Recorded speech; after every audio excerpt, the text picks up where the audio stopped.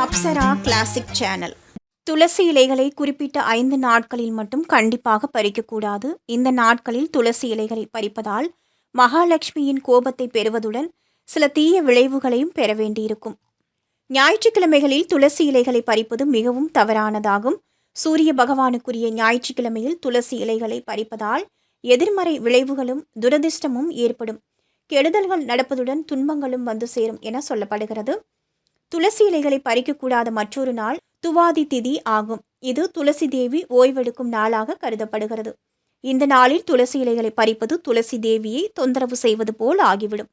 இது மகாவிஷ்ணுவின் கோபத்தை பெற்று தருவதுடன் துரதிர்ஷ்டத்தை தரும். அன்றைய தினம் துளசி தேவி ஓய்வெடுப்பதால் அவரது ஆற்றல் அதிகரிக்கும் என சொல்லப்படுகிறது. அமாவாசை மிக மிக முக்கியமான வழிபாட்டு நாளாகும். இந்த நாளில் துளசி இலைகளை பறிப்பதால் எதிர்மறை ஆற்றல்கள் அதிகரிக்கும்.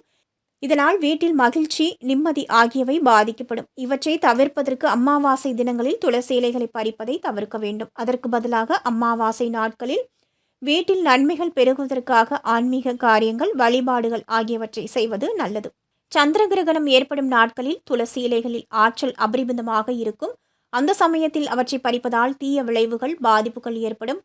சந்திர கிரகணம் என்பது மனம், உணர்ச்சி ஆகியவற்றுடன் தொடர்புடைய நாளாகும். இந்த நாளில் துளசி இலைகளை பறித்தால் மனம், உணர்வுகள் ஆகியவற்றின் சமநிலை பாதிக்கப்படும்.